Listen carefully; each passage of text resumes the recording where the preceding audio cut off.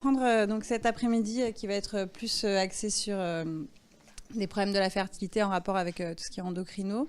Et donc, on a la chance de travailler avec une équipe de gynécologues médicaux sur place, et notamment avec le docteur Maître Mantelet, qui nous aide beaucoup dans toutes ces questions qui sont parfois difficiles. Et donc, elle va vous faire un premier cours sur l'aménorrhée hypothalamique et les troubles liés au stress. Et puis, elle vous fera aussi, juste après, tu fais Des cas cliniques. ouais, Ouais. et des cas cliniques avec aussi la prise en charge sur le plan médical, donc accès fertilité lié à ces troubles. Donc, merci beaucoup, Lorraine, d'être là. Et c'est un plaisir de te recevoir. Bonjour à tous, vous m'entendez bien? Effectivement, donc on va rester ensemble un petit peu moins de 2 heures et on va aborder ce chapitre des désordres endocriniens qui donnent des aménorrhées, mais plutôt hypothalamo-hypophysaire. Je pense que c'est mercredi ou demain que vous aurez les cours sur l'insuffisance ovarienne et sur les troubles plutôt SOPK. Donc quelque part, c'est pas illogique de commencer par le système hypothalamo-hypophysaire parce que c'est quand même de là que tout part. Et on va donc l'idée, c'est d'essayer de revoir un peu ensemble des données de physiopathologie parce que c'est vrai que si on connaît bien la physiopathologie de l'axe gonadotrope, on peut ensuite raisonner et savoir effectivement d'où viennent les atteintes et puis surtout aussi d'apprendre à raisonner devant un bilan hormonal et devant ensuite un bilan hormonal en faveur d'un hypogonadisme hypogonadotrope parce que même si la plupart des circonstances sont liées effectivement aux éléments de la vie psychoaffective, au stress et au mode de vie avec des habitudes alimentaires qui sont parfois restrictives, il faut toujours quand même penser à éliminer une pathologie organique sous-jacente et ça pour le coup, même si vous voyez les patientes dans un cadre de désir de grossesse et d'infertilité, il faut vraiment vous assurer qu'il n'y a pas une pathologie hypophysaire sous-jacente qu'il faut absolument éliminer avant de initier un traitement d'induction de l'ovulation ou d'autres traitements en vue d'une grossesse. Donc, on va commencer effectivement par revoir un peu les différents, d'un point de vue moléculaire, les différents paramètres de la régulation de l'axe gonadotrophe. Et puis ensuite, on verra effectivement les enjeux de la prise en charge devant une aménorrhée qui a l'air d'être plutôt centrale.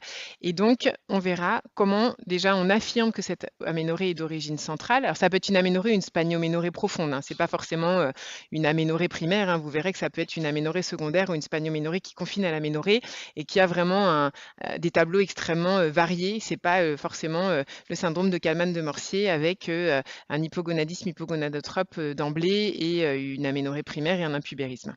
Donc ensuite, une fois qu'on a dit que c'était central, il faut se poser la question de savoir si c'est congénital ou acquis.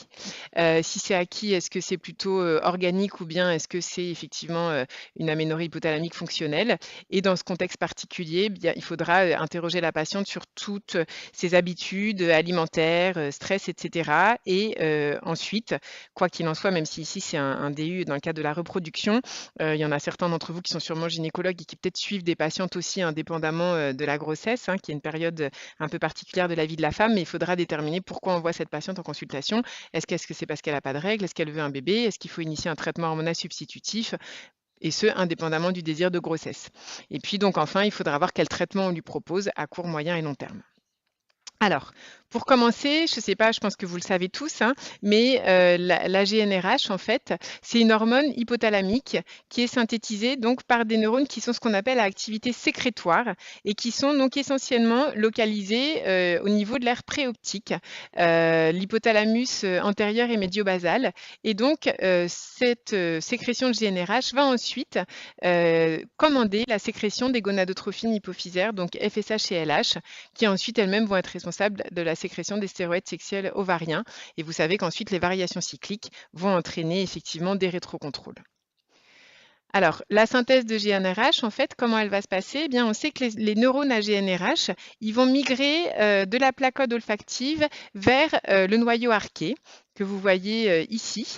Et ensuite, les neurones à GnRH vont émettre des prolongements au niveau de l'éminence médiane, c'est-à-dire au niveau du système porte hypothalamo-hypophysaire. Donc, vous voyez, c'est fait là de capillaires fenestrés. Et ensuite, effectivement, il va y avoir des récepteurs au niveau de l'hypophyse qui donc vont faire que cette GnRH va pouvoir venir stimuler les cellules de l'hypophyse. Mais ce qu'il faut surtout ne pas oublier, c'est qu'au niveau de l'antéhypophyse, il n'y a pas seulement des sécrétions de gonadotrophines, il y a aussi d'autres hormones qui vont être sécrétées. Et ça, c'est important parce que dans certaines situations, il va falloir s'intéresser aux autres axes hypophysaires hormonaux. afin de ne pas méconnaître essentiellement des insuffisances, hein, parce que si on a un gros processus, voyez, qui comprime toutes les cellules de l'antéhypophyse, on risque d'avoir des insuffisances antéhypophysaires. La plus embêtante étant bien sûr l'insuffisance corticotrope. Donc ça, il faudra toujours la dépister si on a un gros processus intracellaire, et également l'insuffisance thyréotrope.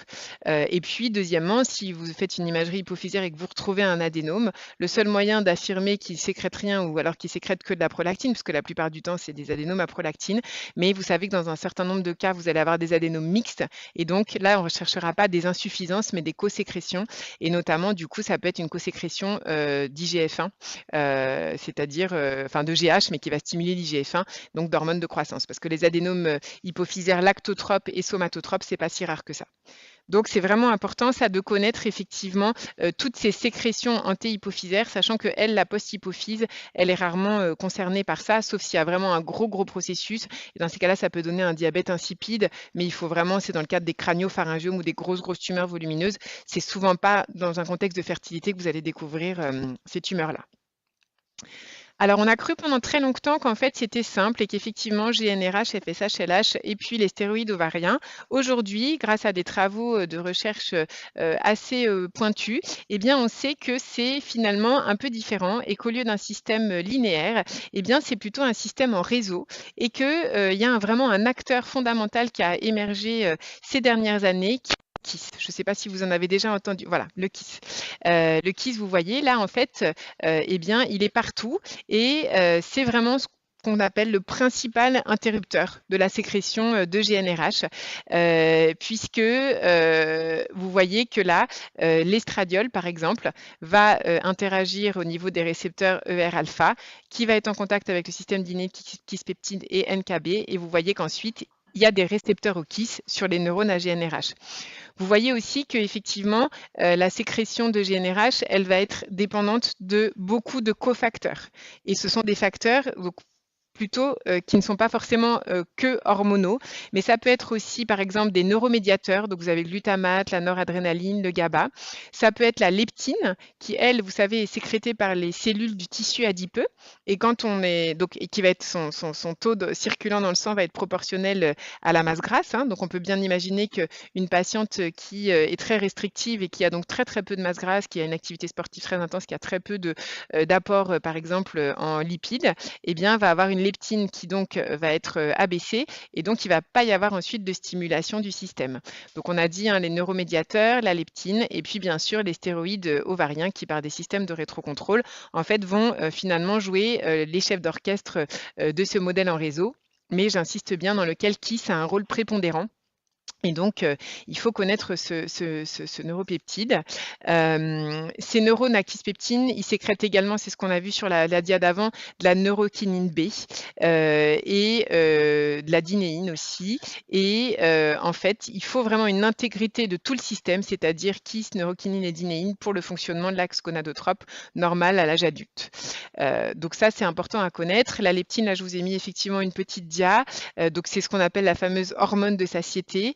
Elle est corrélée à la masse grasse, et donc c'est vraiment un signal métabolique important qui est entre guillemets un petit peu le témoin ou le reflet de la réserve énergétique. La leptine, on en a besoin pour déclencher son axe gonadotrope à la puberté, et on sait qu'en revanche, s'il y a des mutations de la leptine ou de son récepteur, eh bien ça engendre un hypogonadisme hypogonadotrope, et dans certains modèles expérimentaux, si en revanche on traite par leptine recombinante, eh bien on induit une puberté et des cycles. Donc ça fait partie aussi des éléments importants.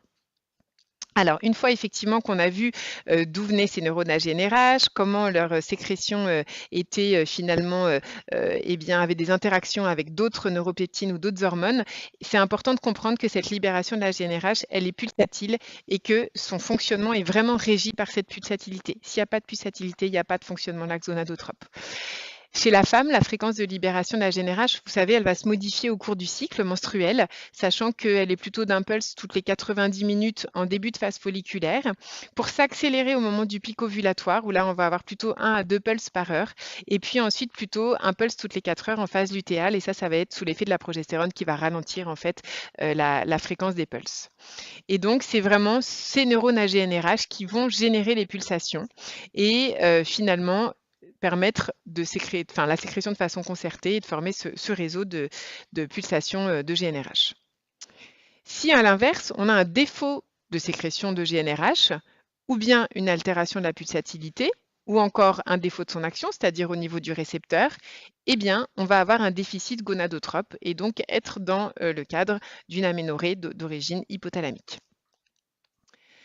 Alors, comment on va affirmer effectivement, parce que maintenant c'est ce qui va nous intéresser, on a une patiente en consultation, elle a pas ses règles. En général, elle arrive avec un bilan hormonal si ce n'est pas vous qui l'avez prescrit. Et il faut savoir effectivement comment raisonner. Soit c'est une origine centrale, qui dans ces cas-là est soit supra-hypothalamique ou bien hypothalamo-hypophysaire, soit c'est une origine ovarienne, soit c'est des anomalies du tractus reproducteur, mais encore une fois, dans le contexte de la fertilité, c'est des causes qui ont déjà été éliminées. Alors ça, je ne sais pas s'il faut le rappeler rapidement, mais si vous voyez, c'est parce que parfois, on voit à l'âge adulte arriver des patientes qui ne se sont absolument pas souciées d'avoir été en aménorrhée primaire, donc elles n'ont jamais eu leurs règles, et finalement, elles consultent parfois seulement au moment du désir de grossesse. Ce n'est pas la situation la plus fréquente, mais ça peut arriver. Dans ces cas-là, effectivement, on raisonne toujours en impubérisme ou pas d'impubérisme. La plupart du temps, quand même, celles que vous allez voir, elles n'ont pas d'impubérisme. Et donc, en fonction des causes, on va raisonner plutôt dans les situations d'aménorrhée secondaire, c'est-à-dire on interprète les gonadotrophines. Ça, je vous ai mis l'algorithme, mais finalement, l'aménorrhée primaire, ça ne va pas être la situation dans laquelle vous allez vous retrouver. Vous allez plutôt vous retrouver dans un contexte d'aménorrhée secondaire. Donc, on fait de base FSH, LH, prolactine, estradiol, les androgènes. Un test au progestatif, ça vous êtes tous familiarisés avec ça, un test à la dihydrogestérone ou à la progestérone? On donne 10 jours par mois en fait d'hormones, soit d'hydrogestérone, soit progestérone, et on regarde si la patiente a des saignements.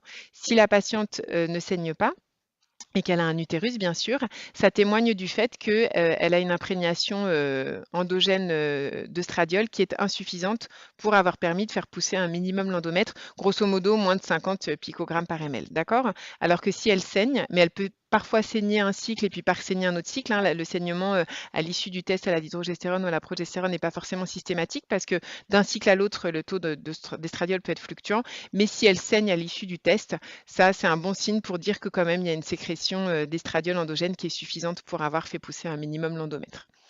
Donc, soit vous êtes dans une situation où la FSH est élevée, l'estradiol est bas, et c'est ce que vous verrez avec le professeur Christin Metz, c'est une situation d'insuffisance ovarienne. Ça, en général, vous savez raisonner assez facilement parce que, alors ça peut être des formes fluctuantes aussi, mais c'est pas ce qui vous pose le plus de difficultés.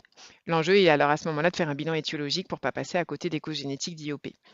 Soit la FSH et la LH sont normales ou basses. L'estradiol est bas, la prolactine est normale ou basse, eh bien ça va être donc la plupart du temps un contexte d'insuffisance gonadotrope et il faudra systématiquement faire une IRM hypophysaire pour éliminer un processus organique. Et là, vous allez vous retrouver soit devant des tumeurs hypothalamo-hypophysaires ou bien, et c'est plus rare, des lésions infiltratives de la tige, hein, donc ça peut être les cas dans la sarcoïdose, l'histiocytose, etc. Soit c'est normal, et c'est vrai qu'à partir du moment où on a une IRM hypophysaire normale, on est rassuré. Et donc, on pourra à ce moment-là, c'est un diagnostic d'élimination, considérer que la patiente a donc une aménorrhée hypothalamique fonctionnelle, ce qu'on appelle aménorrhée de stress ou aménorrhée restrictive. Et puis, si la FSH, la LH et l'estradiol sont bas mais que la prolactine est élevée, on éliminera une origine médicamenteuse et là, l'IRM hypophysaire nous montrera soit un adénome à prolactine, ça fera l'objet d'un cours, soit ça peut être aussi, vous savez, on peut avoir une hyperprolactinémie de déconnexion, c'est-à-dire on a une tumeur hypophysaire qui en fait donne du coup une déconnexion et donc il y a une levée d'inhibition du tonus dopaminergique qui contrôle les sécrétions de prolactine et à ce moment-là, on a une hyperprolactinémie qui n'est pas sécrétée par la tumeur en elle-même, mais ce qu'on appelle une hyperprolactinémie de déconnexion. Et puis, on a la situation où FSH et estradiol sont normaux, les androgènes élevés, et là, on est dans la situation soit du syndrome des ovaires polykystiques, soit du bloc en 21 hydroxylase. Donc, je pense que c'était important. Et puis, si jamais on a des dosages normaux, ça peut être des causes mécaniques. Et ça, si la patiente a eu des synéchines, sténose cervicale, voilà. Donc, nous, on se situe dans ce cadre-là, la deuxième colonne quand on part vers la gauche. Vous pouvez le prendre comme ça. Ça, je pensais que c'était bien de vous le rappeler, surtout comme je suis la première intervenante sur les troubles du cycle.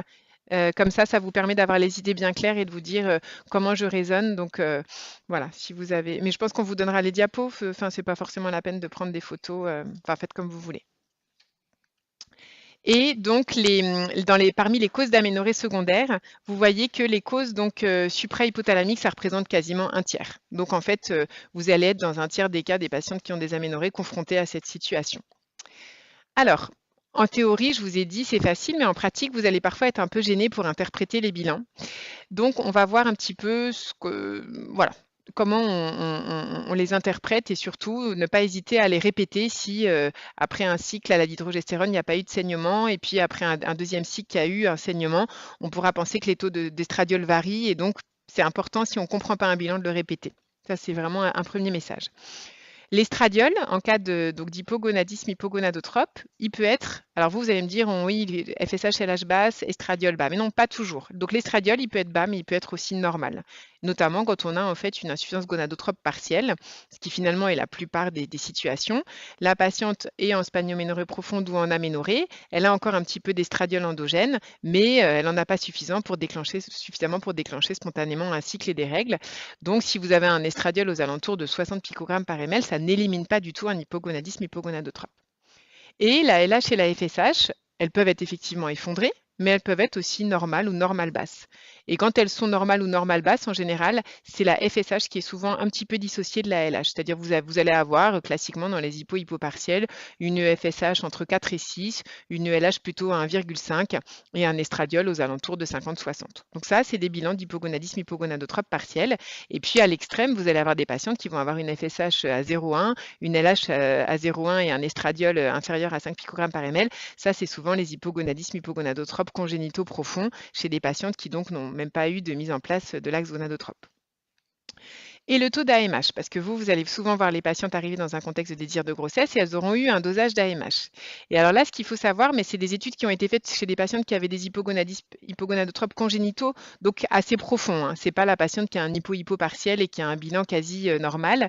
Mais dans cette étude qui avait été menée par l'équipe des endocrinos du Kremlin-Bicêtre en 2017, publiée dans le JCEM, eh bien, vous voyez qu'ils avaient pris des patients de contrôle et des patientes qui avaient donc des hypo congénitaux. Et là, le taux d'AMH était statistiquement significativement plus bas dans le groupe hypogonadisme hypogonadotrope congénital que chez les contrôles. Et donc, vous voyez, 14 versus 32 picomoles. Hein, donc, si vous divisez par 8-9, ça faisait effectivement des AMH qui étaient basses chez les patientes qui avaient des hypo. Et ce qui est rigolo, c'est que quand on les stimule, ces patientes, en fait, leur taux d'AMH augmente.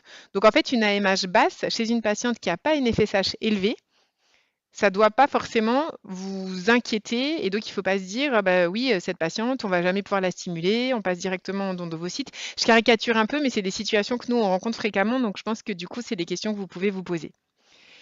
Oui, bien sûr. Oui. Est-ce qu'on interprète, alors le bilan, on a toujours une phase folliculaire et une phase lutéale. Oui. Donc l'idéal, c'est de le faire à J3, J5 en phase folliculaire après un test à la dihydrogestérone. Mais si vous ne pouvez pas, vous le faites n'importe quand. De toute façon, si elle ne saigne pas après la dihydrogestérone, c'est qu'a priori, le déficit en estradiol, il est profond et que donc vous n'allez pas être gêné parce que finalement, ce qui vous gêne quand vous le faites trop tard, c'est que l'estradiol a déjà commencé à grimper et que du coup, il peut, si vous voulez, avoir un rétrocontrôle sur la FSH. Donc en fait, c'est vrai que vous, dans les bilans de fertilité, pour le coup, vous les faites vraiment vers J2, J3 parce que ça va vous donner plusieurs infos. Déjà, si l'estradiol il est déjà à 80 ou 100 picogrammes par ml, ça veut dire que ça a déjà commencé à monter dans la phase presque avant les règles, en fait. Et du coup, votre FSH, elle va être faussement, entre guillemets, rassurante, alors qu'elle serait probablement plus élevée si le taux d'estradiol n'était pas aussi élevé déjà des J2, J3. Vous voyez, alors que nous, dans un contexte un hypo profond, vous en fichez, puisque de toute façon, l'estradiol, il va être bas. Dans les partiels, effectivement, c'est là où du coup, il faut faire un test à la progestérone. Et faire du coup votre bilan entre J3 et J5. Et si elle vient avec son bilan, si ce n'est pas nous qui avons prescrit le bilan, soit le bilan il est vraiment facile à interpréter, là vous ne le répétez pas, mais si vous le trouvez effectivement étrange et que vous n'arrivez pas bien à l'interpréter, il faut le refaire. Mais il faut comparer les résultats par rapport à la phase folliculaire, par rapport à la phase lutéale. Par rapport à la phase folliculaire plutôt. On n'a pas de repère là. On n'a pas de repère. Oui, donc surtout par rapport à la phase folliculaire. Oui. D'accord. Et si on fait l'écho et on voit un endomètre qui est fin, est-ce qu'il y a intérêt de faire un test à la progestérone? Après, on peut avoir des règles même avec un endomètre fin. Donc, alors c'est sûr qu'il fait 1 mm et qu'il est complètement atrophique, mais bon, dans ces cas-là, je doute que l'utérus est plutôt aussi hypotrophique, je doute que vous déclenchiez des règles avec de la dihydrogestérone. Mais si l'endomètre n'a pas beaucoup poussé, oui, ça vaut quand même la peine de le faire. On a des patientes qui ont un saignement après la dihydrogestérone, même avec un endomètre qui n'est pas très épais. Donc ça, oui, il faut le faire. D'accord. Merci.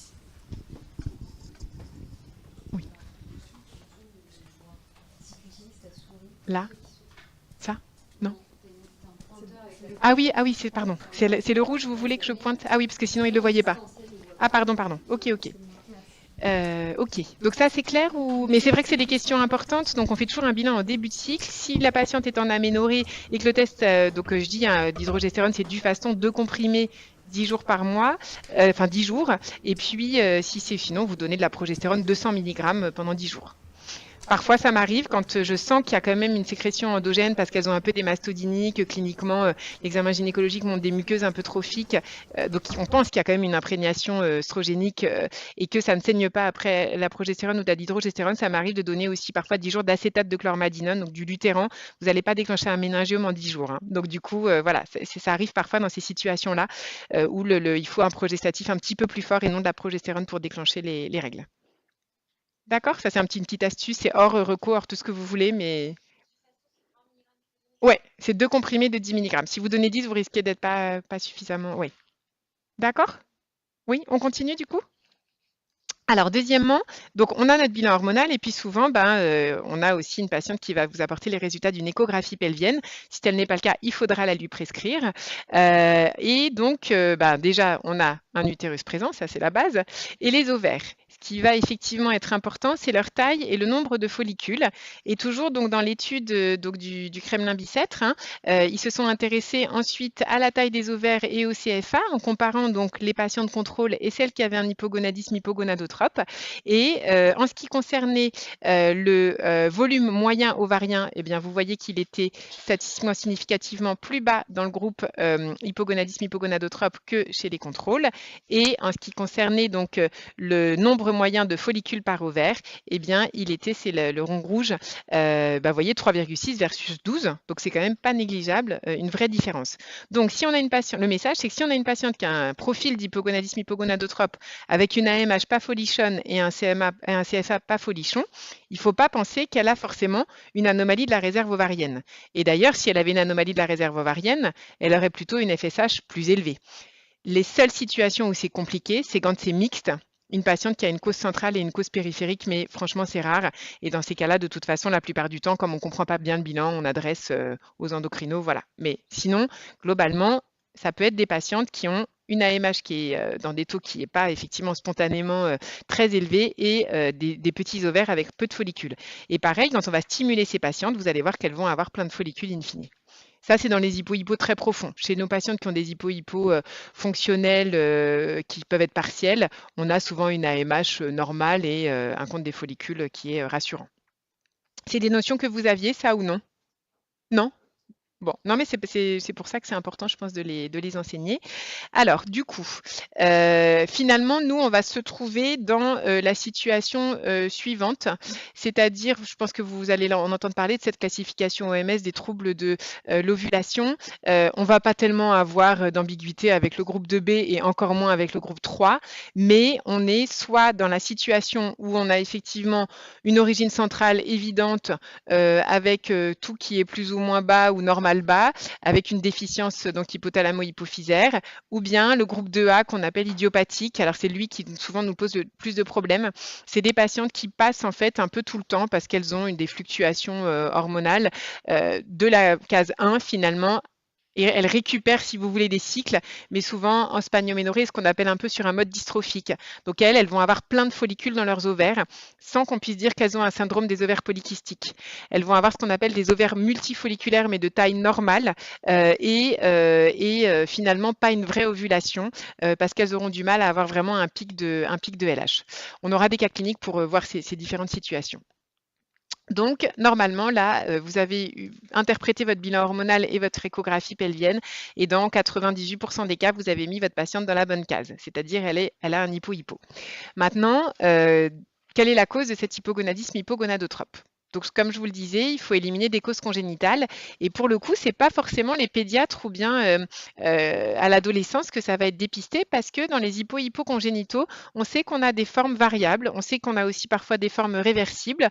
On sait qu'on peut avoir été imprégné à un moment d'hormones et que ça s'est arrêté. C'est-à-dire, on a des patientes même qui ont des Kallmann et qui ont quand même eu un développement, une croissance mammaire parce qu'il y a eu à un moment un peu de sécrétion et puis ensuite ça s'est arrêté. C'est pareil pour les IOP. On a des patientes qui ont des des aménorrhées à un pubérisme totaux, mais on en a aussi qui ont développé des caractères sexuels secondaires sous l'influence finalement d'hormones.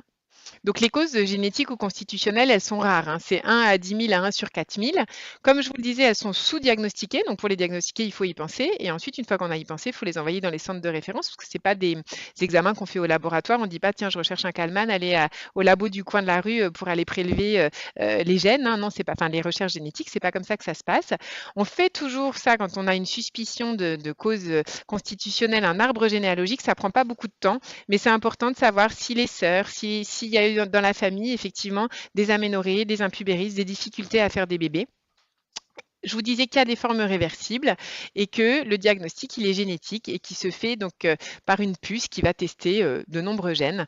Donc en fait, on classe habituellement ces hypogonadismes hypogonadotropes constitutionnels en sans anosmie, ce qui va nous orienter donc vers des causes qui sont autres que le Kallmann. Donc vous voyez, ça peut être des mutations du GNRH, du récepteur du GNRH, de KIS, enfin toutes les molécules dont je vous ai parlé initialement, de TAC, de la leptine, de ProKR2 ou de FGF8. Et puis, quand il y a une anosmie, ça orientera effectivement vers un syndrome de Kallmann, où là, on a un certain nombre de gènes soit liés à l'X, soit autosomiques dominants ou récessifs qui ont été identifiés. Et puis, il y a des causes syndromiques, mais ça, c'est pas vous qui ferez les diagnostics, parce que ça, pour le coup, les patientes auront été dépistées plus tôt dans leur vie, souvent en pédiatrie, le Prader-Willi, le Charge, etc. Donc là, c'est une revue non exhaustive, hein, parce qu'en 2023, on a encore plus de gènes qui ont été décrits. Mais voilà, vous voyez un petit peu le panel de gènes qui peuvent être responsables, donc des hypogonadismes, hypogonadotropes congénitaux. Mais c'est surtout cette dia-là que je veux que vous regardiez pour vraiment bien retenir que c'est un large spectre de présentation clinique et que on peut vraiment donc avoir ce fameux tableau complet donc des patientes qui auront une aménorrhée primaire et un impubérisme total à des patientes qui auront juste une spanioménorrhée et une puberté quasi complète. Et donc, c'est ces patientes-là que vous allez voir en consultation. Donc, il n'y a pas de corrélation entre le génotype et le phénotype. C'est vraiment important ça de le savoir. Le Kallmann, très rapidement, c'est dû à un défaut du développement des bulbes olfactifs et donc du coup, on n'a pas cette fameuse migration des neurones à GNRH, donc de la placote olfactive vers la lame criblée de leptoïde.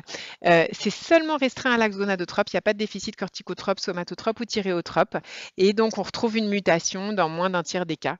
Je vous disais 3 modes de transmission et donc c'est un syndrome qui est cliniquement et génétiquement très hétérogène et donc vous savez qu'il y a d'autres signes qu'il faut rechercher, toutes les anomalies de la ligne médiane, donc la fente palatine, le paléogivale, les agénésies dentaires, c'est des patientes qui peuvent avoir une scoliose, des pieds creux, et puis les fameuses syncinésies d'imitation ou en miroir. Mais en général, effectivement, c'est pas non plus forcément ces patientes-là que vous allez voir en consultation, mais ça nous arrive tout de même de trouver des Kallmann sans tous ces signes-là, nous, dans nos bilans d'hypo-hypo, chez des patientes qui avaient des désirs de grossesse. Donc, les causes génétiques, c'est soit le contexte vraiment clinique, c'est-à-dire elles ont ça depuis très longtemps, elles ont une anosmie, etc. Et là, vous les adressez dans les services endocrinos, soit sinon, on y pense quand on a éliminé une infection organique. Alors, parmi les causes organiques, il faut bien sûr éliminer toutes les tumeurs du système nerveux central qui sont donc parmi les plus fréquentes l'adénome hypophysaire à prolactine ou AGH ou bien à ACTH. C'est vrai qu'il ne faut pas oublier la maladie de Cushing, hein, qui certes, si elle est rare et grave et qui ne se présente pas toujours par le tableau typique, l'obésité facio-tronculaire, les vergetures pourpres, hein. Ça peut être seulement des patientes qui ont des troubles des cycles et puis on leur prend l'attention en consultation, elles ont une hypertension élevée, un hirsutisme. Franchement, c'est pas toujours le tableau franc explosif comme celui qu'on apprend dans les bouquins quand on passe les ECN. Donc sinon, il faut aussi penser aux tumeurs qui sont plus embêtantes, mais ça c'est l'IRM hein, qui permettra de faire le diagnostic. Si le radiologue vous dit ça n'a pas trop une tête d'adénome, c'est un peu hétérogène, il y a des petites calcifs, etc., pensez au crânio-pharyngio, même si c'est plus souvent chez l'adolescente, mais voilà, il faut dans ces cas-là faire relire vos imageries. Les causes traumatiques. On peut avoir une patiente qui a eu un accident de la voie publique et qui a une section de la tige en fait. Elle va avoir du coup une aménorrhée, c'est rare mais ça peut arriver. Des causes infectieuses, des causes infiltratives, des causes auto-immunes, des hypophysites. Alors ça, on a ça parfois pendant la grossesse et le postpartum. On peut aussi avoir des hypophysites auto-immunes spontanées. Ça, c'est souvent régressif. On traite par cortico, on substitue. C'est rare aussi. Et puis la fameuse nécrose du postpartum liée au syndrome de Sheehan, hein, qui peut également se manifester dans des formes très hétérogènes. avec une nécrose qui n'est pas totale et donc des patientes qui peuvent garder des petites sécrétions. Donc voilà, vraiment l'hypophyse, c'est pas forcément tout ou rien et parfois c'est effectivement fluctuant ou plus complexe. Et puis, si la patiente vous dit j'ai effectivement eu une tumeur cérébrale dans l'enfant, j'ai été irradiée ou j'ai eu de la chirurgie, là on a un contexte clinique évocateur. Tout ça pour vous dire qu'il faut réaliser une IRM hypophysaire systématique, plus ou moins centrée sur les bulbes olfactives si la patiente décrit une anosmie, pour pouvoir éliminer effectivement ces tumeurs. Et puis, il faut au minimum réaliser un dosage des autres bases hormonales anti-hypophysaires. Donc, vous faites au moins un dosage de prolactine, de TSH, d'IGF-1, d'ACTH et de cortisol. Si vous avez fait ça, après, si vous pensez qu'il y a effectivement un hypercorticisme, vous faites éventuellement un freinage minute. Si vous pensez, mais je pense que si vous n'êtes pas du tout la fibre très endocrino, dans ces cas-là, vous adressez au spécialiste. C'est vraiment, vous aurez déjà bien mis la patiente dans la bonne case, vous l'aurez adressé. L'endocrino s'occupera de effectivement bien pointer la cause et puis ensuite, vous pourrez revoir la patiente pour la stimuler dans le contexte du désir de grossesse. Là, c'était une revue de la littérature qui vous remontrait effectivement toutes les causes et en disant bien que l'aménorrhée hypothalamique fonctionnelle, c'était le diagnostic d'élimination. Alors ici, vous voyez, il faut quand même savoir, je pense, un tout petit peu interpréter une IRM hypophysaire parce que parfois, vous allez avoir une patiente qui va vous apporter le résultat et puis, moi, on m'a déjà dit IRM hypophysaire normale, la patiente avait un énorme adénome. Donc, je pense que relire vos imageries et savoir un petit peu, vous allez en voir d'autres, des images d'hypophyse, je crois, sur le cours avec Nathalie Chabert-Buffet. En gros, voilà, l'hypophyse, elle est ici. Là, c'est la tige, là, c'est le chiasma, là, ce sont les fameux sinus caverneux. Et donc là, effectivement, donc là, c'est un T1 avec gado. Donc T1, c'est facile, le liquide céphalorachidien est noir. Et il y a une injection de gadolinium, c'est-à-dire que l'hypophyse, en fait, elle est en blanc, elle est rehaussée. D'accord? Et puis, qu'est-ce qui se passe? Il y a un défaut de rehaussement ici, là, juste quasiment en latéraux paramédian droit. Et donc ça, c'était un microadénome à prolactine typique. Et puis là, à l'inverse, vous voyez, on a, oui, il faut que je pointe avec ça, pardon. À l'inverse, on a cette espèce d'énorme processus intracellaire qui refoule complètement le chiasma, qu'on ne voit même plus, et puis qui a envahi les sinus caverneux. Ça, c'est un macroadénome. Ça, vous êtes familiarisé avec les imageries hypophysaires ou c'est bon? C'était pour vous donner des exemples typiques. Sinon, il faut travailler avec un bon correspondant radiologue pour être sûr qu'il ne passe pas à côté. Le craniopharyngiome en 2 mots, c'est juste parce que même si c'est plus souvent chez l'enfant, il y a quand même des rares formes adultes. C'est en général moins agressif chez l'adulte. Mais pour le coup, c'est des tumeurs qui sont plus hétérogènes et qui souvent ont des petites calcifications, sont parfois mal limitées. Ça n'a pas la tête d'un adénome hypophysaire typique. Voilà. Alors, on a estimé que c'était pas organique, puisque finalement, la plupart du temps, on a une IRM hypophysaire normale, on n'a pas d'argument pour une cause génétique. Et bien, du coup, à ce moment-là, on peut se poser la question de savoir si c'est d'origine hypothalamique. Alors, est-ce qu'on fait le fameux test à la GNRH, c'est-à-dire est-ce qu'on injecte du GNRH à la patiente et on regarde à T0, T30, T60, T90 pour voir comment ces gonadotrophines vont répondre? Vous le faites en pratique? Je sais qu'il y a certains centres qui le font. En pratique, il ne faut pas le faire.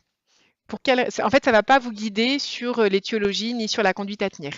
En fait, elle ne va pas permettre de différencier les causes supra-hypophysaires des causes hypophysaires parce que si on a un déficit très profond, si on a une patiente, par exemple, qui a un déficit, un hypogonadisme hypogonadotrope très profond, vous aurez beau lui faire une injection de GNRH, les cellules anti-hypophysaires gonadotropes, elles sont complètement au repos, donc ça ne suffira pas pour pouvoir stimuler l'hypophyse. Donc ça ne sert à rien. Et à l'inverse, dans certaines pathologies hypophysaires, par exemple, si on a une inactivation partielle du récepteur à la GNRH, eh bien, on peut avoir une réponse, alors qu'en fait, finalement, l'origine n'est pas hypophysaire stricte. Donc, le test à la GNRH ne sert à rien et il ne faut pas le réaliser donc en routine. Ce qu'il va falloir finalement faire, c'est interroger notre patiente. Alors en général, moi quand je les vois arriver en consultation, on n'a pas besoin de poser non plus 50 000 questions. On arrive assez facilement on les repère. Ces patientes, elles sont souvent très stressées. Elles arrivent avec une liste de questions. Elles sont souvent un BMI. Alors elles n'ont pas forcément un BMI à 16, mais elles sont très sportives, elles sont musclées, elles sont stressées. Bon, donc on arrive assez quand même rapidement à resituer la patiente dans son contexte clinique, mais il faut tout de même poser des questions. Et je pense vraiment des questions avec bienveillance, parce que je crois que y a certaines patientes qui vous racontent, surtout dans des contextes de surpoids ou d'obésité, que les médecins parfois sont un peu policiers et un peu pas très sympas quand ils posent des questions sur le régime. Il faut absolument pas, faut pas les faire culpabiliser. Ça va être encore plus difficile chez les patientes qui ont un contexte restrictif parce que souvent elles vont le cacher, elles vont pas avoir envie de le dire, elles sont un peu dans le déni et elles se culpabilisent aussi. Donc vraiment, il faut faire cet interrogatoire de manière bienveillante, vraiment montrer à la patiente qu'on est son allié et pas commencer à la faire culpabiliser en disant oui, il faut manger plus. Bon, c'est pas comme ça qu'il faut faire. Et puis, on va l'interroger aussi sur le contexte général. C'est parfois des patientes qui sont très stressées dans leur boulot, qui ont un contexte social un peu compliqué. Donc, il faut vraiment essayer de resituer la patiente dans son cadre personnel. Comment finalement ces patientes ont une aménorrhée hypothalamique? Eh bien, c'est parce que l'hypothalamus ne va pas arriver à libérer en fait avec une fréquence et une amplitude de pulsatilité normale ce GnRH, et donc ce trouble de la pulsatilité va donner ensuite un trouble de pulsatilité de l'ALH et donc un trouble de l'ovulation. Et donc on sait qu'il y a à la fois des phénomènes adrénergiques, l'hypercorticisme lié au stress, l'excès de sport et puis les interactions avec le KISS qui vont contribuer donc à faire que ces patientes n'ont pas leurs règles. Mais ce qui est un petit peu surprenant, c'est que on pense aussi, il y a des publications, ça c'était une publication du New England, donc c'est quand même pas un journal qui n'a pas vérifié la solidité et la robustesse des études, eh bien, il y a possiblement une base génétique au fait d'avoir une aménorrhée hypothalamique fonctionnelle. Et c'est vrai, et nous on le constate en consultation, que à alimentation, habitudes alimentaires, habitudes sportives et poids égal, eh bien, on a des patientes qui, avec un BMI à 18 et finalement en n'étant pas si rétrécif que ça, ne vont pas avoir leurs règles. Et à l'inverse, moi j'ai une patiente avec un BMI à 15 et qui est vraiment très très restrictive, qui a ses règles tous les mois avec du faston. Donc probablement aussi qu'il y a une variabilité inter-individuelle qui est conditionnée par une base génétique. Et ça, c'était les résultats de cette étude du New England qui montrait donc qu'effectivement, il y a probablement chez certaines patientes prédisposées une diminution du seuil de sensibilité au stress et donc une inhibition de l'axe gonadotrope qui va être plus favorisée chez ces patientes. Donc le contexte, comment finalement ces patientes vont se retrouver en aménorrhée, soit elles ont perdu du poids, donc moi je les interroge quand même toujours sur les variations pondérales, mais parfois elles ont perdu du poids il y a 2 ans et en fait elles n'ont pas vraiment repris ou elles ont repris 1 ou 2 kilos et ça suffira pas à faire redébuter si vous voulez à remettre le coût de générateur suffisant pour faire que ça reparte. On dit qu'il faut reprendre entre 5 à 10% du poids initial et en plus que même si la patiente reprend du poids, eh bien, l'axe gonadotrope ne va pas repartir forcément instantanément, qu'il faut entre 6 mois et 1 an. Donc, chez ces patientes-là, finalement, quand elles ont un désir de grossesse assez rapide et que tout le reste du bilan est normal et que, voilà, on voit qu'elles ne sont pas en danger en vue de leur grossesse, autant quand vous avez une patiente, je reprends toujours le parallélisme avec une obésité et que vous pensez que c'est pas raisonnable de la stimuler, parfois on est un peu pressé avec la réserve ovarienne, on leur demande d'essayer de perdre du poids un peu rapidement, mais là souvent voilà, on leur demande de perdre 5 ou 10 kilos, en général elles y arrivent, mais là si on doit attendre la reprise des cycles spontanée, même si c'est réversible avec la reprise de poids, c'est un peu dur, donc on va leur proposer une aide souvent avant qu'elles aient repris un poids entre guillemets de forme. Et puis, ça peut être aussi parfois des patientes qui ont un BMI sensiblement normal, mais qui ont une activité très intense.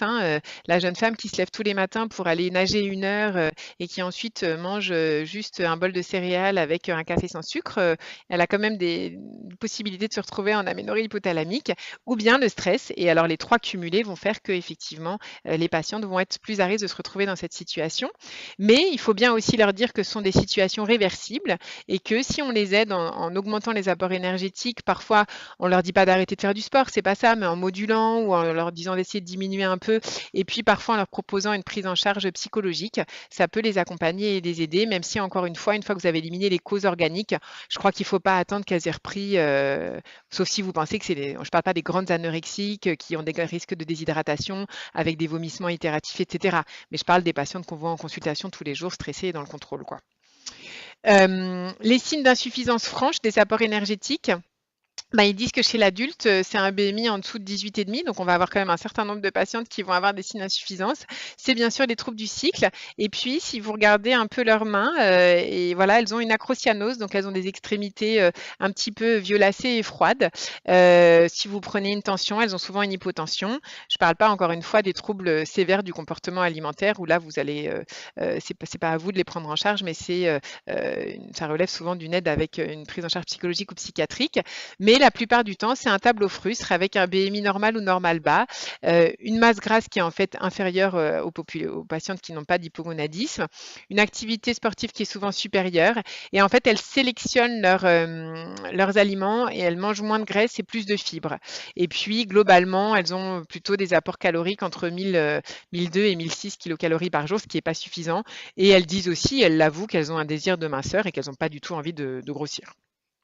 Donc ça, c'était les études sur les apports alimentaires. Alors je vous dis, voilà, on peut leur proposer un contrat de poids.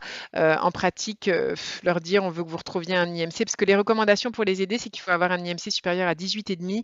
En pratique, on ne le fait pas parce qu'on sait très bien qu'une patiente qui a un BMI à 17, on ne va pas attendre qu'elle retrouve un BMI à 18,5 pour la stimuler. En revanche, ce qu'il faudra, c'est les sensibiliser au fait qu'elles ont souvent des carences vitaminiques, notamment en vitamine D, et ça c'est important pour leur os.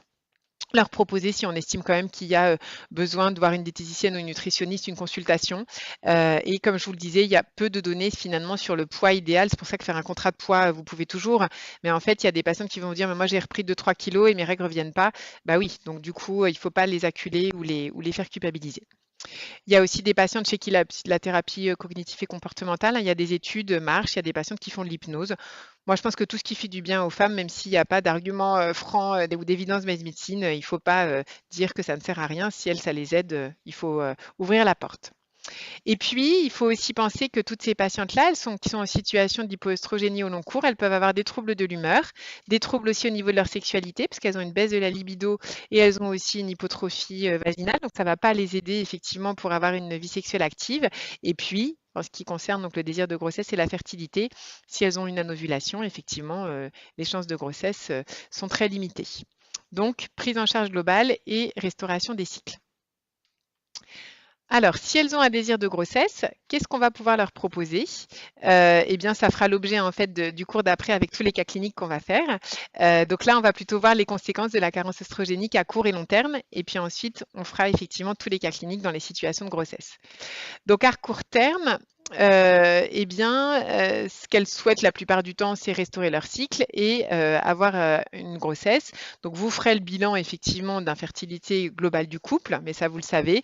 Et puis en fonction effectivement de la profondeur du déficit gonadotrope, vous pourrez proposer différents traitements. Et là, on verra quelles sont vos habitudes, quels sont les produits aussi disponibles, parce que je sais qu'il n'y a pas que des étudiants inscrits au DU qui ont accès forcément à tous les traitements, parce qu'il y a certains traitements qui sont plutôt accessibles que dans certains pays, notamment la France. Donc ça, on verra ça ensemble tout à l'heure. Il faut aussi s'intéresser chez ces patientes au risque de la carence œstrogénique au long cours, et notamment au risque d'ostéoporose et de déminéralisation osseuse. Donc, ces patientes, en fait, si elles ont une aménorrhée en plus une aménorrhée primaire ou bien une aménorrhée qui s'est installée assez rapidement après la puberté, c'est au moment où il y a l'acquisition du pic de masse osseuse, entre 15 et 25 ans. Et donc, on sait que c'est vraiment le moment le plus crucial qui va probablement déterminer aussi finalement le capital osseux de ces patientes. Alors, même si aussi on est toutes soumises à des variabilités interindividuelles qui sont d'origine génétique, c'est-à-dire que on peut avoir une masse osseuse basse alors qu'on a des apports alimentaires et des cycles et une imprégnation hormonale suffisante. Mais en tout cas, chez ces patientes qui clairement ont été en hypoœstrogénie au moment de l'acquisition du pic de masse osseuse, il y a un risque d'ostéoporose et ensuite de fracture qui sera plus important. Donc ça, c'est vraiment à garder en tête. Et puis, chez patientes qui ont un hypogonadisme hypogonadotrope, elles sont plus à risque de certaines complications obstétricales, retard de croissance, prématurité, césarienne, quelques cas décrits de mort fétale. Et elles sont également plus à risque cardiovasculaire. Ça fera l'objet. Alors, Geneviève Plubureau, qui va venir vous faire le cours sur les IOP à 16h, va vous parler des enjeux du traitement hormonal substitutif. Alors, pour les patientes qui ont des hypogonadismes hypogonadotropes, c'est pareil. On sait que la carence en hormones va pouvoir avoir augmenté en fait le risque de mortalité globale et le risque de mortalité cardiovasculaire. Jusqu'à 50 ans, nos hormones endogènes, nous les femmes, nous protègent d'un certain nombre de risques et notamment du risque d'infarctus et d'AVC. Donc ça, c'est aussi important et donc il faudra proposer un bilan métabolique et vasculaire chez des patientes qui restent en aménorrhée avant de leur proposer un traitement hormonal substitutif. Donc l'os, vous savez que l'hypoœstrogénie prolongée donne une ostéopénie puis une ostéoporose et parfois donc un risque de fracture majorée. C'est rare que les patientes fassent des fractures à ces âges-là, hein. Souvent, en fait, c'est des complications qui vont être plus tardives, mais on a quand même certaines patientes qui vont faire des fractures de fatigue alors qu'elles sont jeunes. Et dans ces cas-là, il faudra systématiquement, bien sûr, faire une ostéodensitométrie et les interroger sur leurs habitudes alimentaires. Il faut, donc je vous le disais, substituer ces patientes en dehors d'un désir de grossesse, faire en sorte qu'elles aient des apports calciques suffisants. Des apports calciques suffisants, c'est entre 800 mg et 1,2 g de calcium par jour. Je pense que c'est pas facile d'avoir ces apports-là par l'alimentation, surtout quand on a des troubles du comportement alimentaire. Manger 4 yaourts ou du fromage, ou voilà, on n'y arrive pas. Dans ces cas-là, on leur dit de boire des eaux riches en calcium, Contrex, Contrexeville, Épar. Elles sont pas très bonnes au goût, mais visiblement, au bout d'un moment, elles s'y habituent. Donc ça, c'est important. Dans le poisson, dans les amandes, vous avez des listes, hein, vous pouvez regarder sur le site du GRIO, GRIO, où vous pouvez évaluer les apports calciques de vos patientes et ensuite leur donner des fiches de recommandation. Et puis, vous allez faire un dosage de 25 OHD chez ces patientes-là et vous allez voir que la plupart du temps, déjà chez les patientes, tout venant, le taux est bas, sauf quand on expose ses avant-bras au soleil une demi-heure par jour, ce qui n'est pas possible. Mais sinon, donc les carences ou les insuffisances en vitamine D, il faut les traiter et donc ça, vous pourrez assez facilement substituer ces patientes et puis leur dire effectivement d'essayer de rééquilibrer la balance énergétique. Et on sait qu'il faut réaliser, ça c'est une information importante, une ostéodensitométrie après 6 mois d'aménorrhée. C'est les recommandations de la Société d'endocrinologie américaine qui ont été publiées dans le JCEM en 2017. Donc si vous avez une patiente qui a une aménorrhée secondaire depuis plus de 6 mois, eh bien vous allez lui proposer systématiquement une ostéodensitométrie. Ça c'est important pour faire le point. Qu'est-ce que je voulais vous dire d'autre? Qu'il faut les substituer. Bon, donc ça, c'est Geneviève qui vous en parlera tout à l'heure. Et que d'un point de vue du risque vasculaire, eh bien, on sait que chez ces patientes qui sont donc en aménorrhée profonde, eh bien, il y a plus de troubles du métabolisme lipidique et aussi d'un point de vue du risque vasculaire, une augmentation en fait de la paroi des vaisseaux avec des modifications des fonctions endothéliales et des résistances vasculaires. Donc, elles sont plus à risque de pathologies coronarienne ou de pathologie artérielle vasculaire. Alors concrètement, si cette patiente a une spanioménorrhée et que vous avez l'impression qu'elle est imprégnée en estradiol, vous allez lui donner, donc on l'a dit au début du cours, 10 jours de Dufaston ou de progestérone naturelle. Et en dehors d'un désir de grossesse, si elle n'a pas besoin de contraception, vous allez pouvoir la laisser comme ça. Il faut la cycler, cette patiente, parce que vous savez que si on ne cycle pas nos patientes, l'endomètre, il est dysfonctionnel, il a tendance à proliférer, et donc ça, ce n'est pas une bonne chose. Si la patiente est en aménorrhée, et ce malgré le test au progestatif, là, il faudra lui proposer donc un traitement hormonal qui associera de l'estradiol et de la progestérone. Et ça, il faudra le poursuivre jusqu'à l'âge physiologique de la ménopause, c'est-à-dire à peu près jusqu'à ses 50 ans. Donc pour conclure la première séance de cours, et on pourra poser des questions avant de faire les cas cliniques. Donc, on a une patiente qui a une aménorrhée. Il faut savoir si cette aménorrhée est bien secondaire, plus ou moins sans un pubérisme.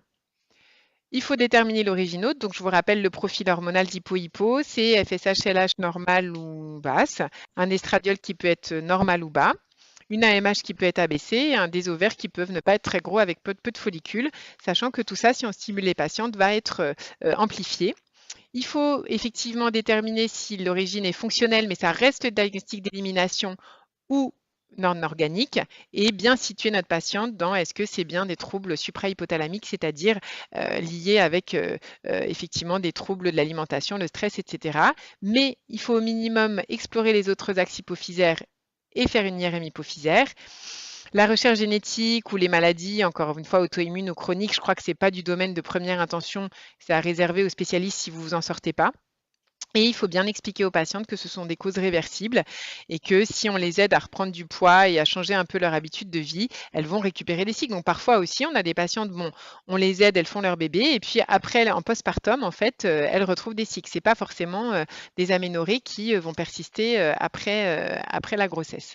Et puis donc toute l'importance de prévenir les risques à long terme, essentiellement osseux et cardiovasculaires, par l'administration d'un traitement hormonal substitutif au long cours, en dehors du désir de grossesse. Et donc, je vous ai mis ici la référence de ces fameuses recos américaines, où vous avez vraiment tout, vous avez trouvé toutes les infos sur le management en fait des patientes qui ont une aménorrhée hypothalamique fonctionnelle.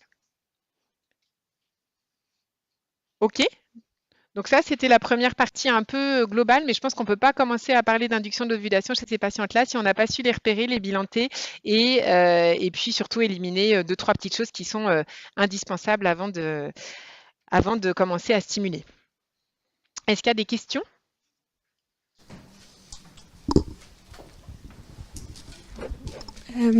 Du coup, dans l'hypogonadisme hypogonadotrope, on pourrait avoir dans le bilan une FSH et LH normale avec des oestrogènes aussi normaux. En général, enfin c'est rare d'avoir effectivement FSH à 7, LH à 5 et estradiol à 60-70, mais on aura souvent une petite dissociation entre la FSH. Tu peux avoir je dis caricaturalement parce que les bilans, encore une fois, parfois nous posent problème, mais un hypo profond complet, FSH LH plus ou moins effondré, c'est-à-dire inférieur à 1, et un estradiol inférieur à 40 picogrammes par ml. Ça, c'est facile. Les situations où c'est partiel, on va dire globalement une FSH aux alentours de entre 4 et 6, 4,5 par exemple, une ELH qui est souvent un peu plus basse, 1,52, et un estradiol qui va être aux alentours de entre 50 et 60, quoi. D'accord. D'accord ?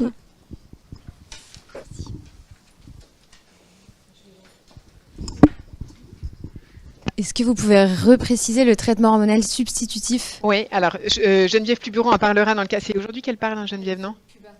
Ah, elle fait, bah oui, donc dans ménopause, elle va en parler. C'est le même que pour la ménopause, du coup? Oui, globalement. Donc, en fait, on va donner soit une voie orale, et dans ces cas-là, donc, il faut que ce soit un traitement combiné, donc qui associe de l'estradiol à de la progestérone. Ensuite, vous allez demander à la patiente si elle veut des cycles, parce que votre schéma d'administration va varier en fonction de si elle veut des cycles ou pas. Donc, si elle veut pas de règles, parce qu'il y a des patients qui vont vous dire, moi, j'ai pas du tout envie, je veux bien être substituée, mais j'ai pas envie d'avoir de règles. Dans ces cas-là, il faut leur donner ce qu'on appelle un schéma non séquentiel, en fait. C'est-à-dire, vous donnez d'emblée l'estradiol et la progestérone.